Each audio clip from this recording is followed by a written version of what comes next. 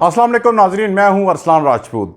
क्या आपने सुना कि तुर्की ने ऐसा ऐलान कर दिया जो इसराइल के लिए सिर्फ एक झटका नहीं बल्कि आलमी सियासत के लिए ज़ल्ज़ला है। अगर आप समझते हैं कि तुर्की सिर्फ बयानात देता है तो आपको यह खबर बिल्कुल हैरान कर देगी, क्योंकि इस बार तुर्की ने अल्फाज नहीं बल्कि अमली कदम उठाया है।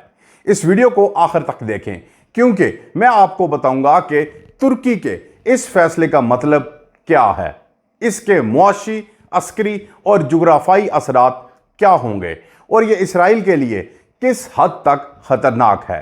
चैनल को सब्सक्राइब करें ताकि आपको आने वाले दिनों की सबसे बड़ी खबरें सबसे पहले मिल सकें। नाजरीन, सबसे पहले हम जानेंगे कि तुर्की ने इसराइल के खिलाफ कौन सा तारीखी फैसला किया और ये क्यों सबसे बड़ा कदम है। नाजरीन, कुछ घंटे पहले तुर्की पार्लियामेंट ने एक खुसूसी इजलास हुआ जिसमें तुर्की के वजीर आजम ने खड़े होकर ऐसा ऐलान कर दिया जो कई दहाइयों से सुनने को नहीं मिला। उन्होंने कहा कि हमने इसराइल के साथ अपने तमाम तिजारती सरगर्मियां बंद कर दी हैं। जी हाँ, ना सिर्फ तुर्की इसके अलावा तिजारत रोकेगी बल्कि इसराइल के जहाज़ों के लिए तुर्क बंदरगाहें बंद कर दी गई। तुर्क बहरी जहाज़ इसराइल नहीं जाएंगे और इसराइली जहाज़ तुर्की की फ़िज़ाई हदूद इस्तेमाल नहीं कर सकेंगे। ये बातें सुनने में सादा लगती हैं मगर इनके असरात बहुत गहरे हैं, क्योंकि इसराइल और तुर्की के दरमियान दो तरफा तिजारत तकरीबन $7 अरब सालाना थी। ये सिर्फ पैसों को नुकसान नहीं बल्कि एक सफारती, सियासी और जुग्राफाई पैगाम है। यह फैसला गजा की सूरत हाल के पेश नज़र किया गया। इसराइल ने गजा पर हमले बढ़ा दिए हैं, नाकाबंदी सख्त कर दी है और वहां इंसानी बहरान अपनी बदतरीन शक्ल इख्तियार कर चुका है। बैनुल अक़वामी इदारों की रिपोर्टों के मुताबिक 320 से ज़ायद अफराद भूख से शहीद हो चुके हैं। खाना मौजूद है मगर इसराइली फ़ौज उसे गजा में दाखिल नहीं होने देती। ये इंसानियत के ख़िलाफ़ जुर्म है और तुर्की ने इस पर खामोश रहने के बजाय अमली कदम उठाया। तुर्की के वज़ीर ख़ारजा दकान फिदान ने कहा कि हमने न सिर्फ इसराइल के साथ अपनी तिजारत रोक रहे हैं बल्कि इसे तमाम कंटेनर्स जो इसराइल के लिए हथियार या गोला बारूद लेके जा रहे हैं उन्हें हमारी बंदरगाहों या फ़िज़ाई हदूद से गुजरने की इजाज़त नहीं होगी।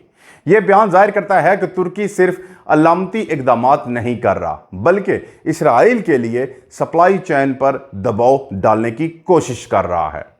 हकान फिदान ने मजीद ऐलान किया कि तुर्की को सदर रजब तैयब उर्दगान की इजाज़त हासिल है। अगर उर्दगान इजाज़त दे तो हम गजा में फ़िज़ाई रास्ते से इमदाद पहुँचाएंगे।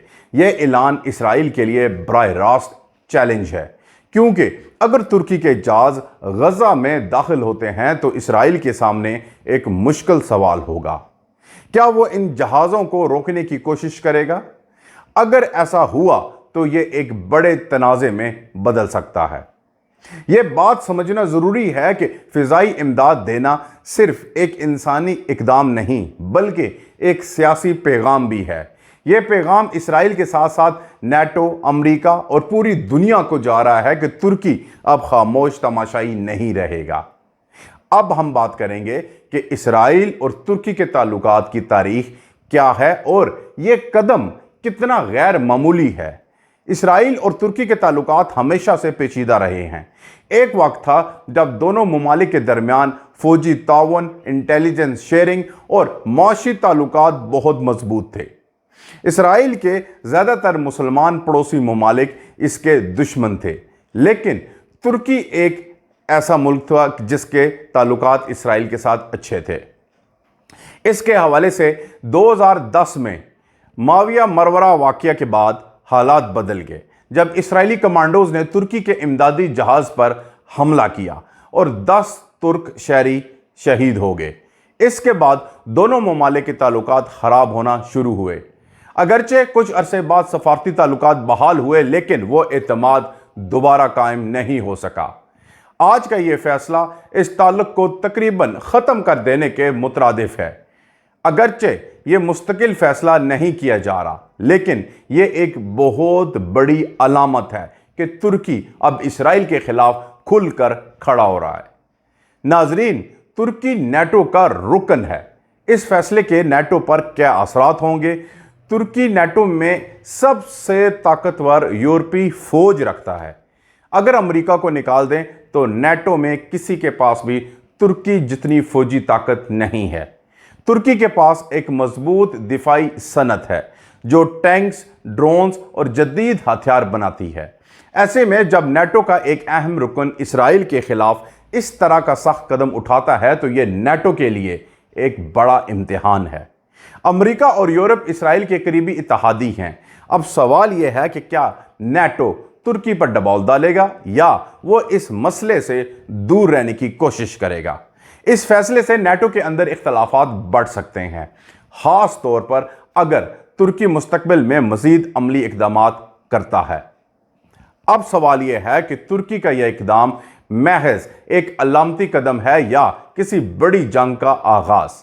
فی الحال یہ معاشی اور ثقافتی دباؤ ہے، لیکن اگر ترکی نے غزہ میں امدادی جہاز بھیجے اور اسرائیل نے انہیں روکا تو یہ براہ راست تصادم ہوگا۔ یہ صورتحال خطے کے پاور بیلنس کو مکمل طور پر بدل سکتی ہے۔ ترکی نہ صرف اسرائیل بلکہ اس کے پشت پناہ امریکہ کے لیے بھی ایک چیلنج بن سکتا ہے۔ تاہم یہ بھی ممکن ہے کہ دباؤ ڈالنے کے بعد ترکی اور اسرائیل دوبارہ مذاکرات کی میز پر آ جائیں، لیکن اس وقت صورتحال بہت کشیدہ ہے۔ اس صورتحال میں عرب ممالک اور اسلامی دنیا کا رد عمل کیا ہوگا؟ ناظرین، یہ ایک اور اہم پہلو ہے۔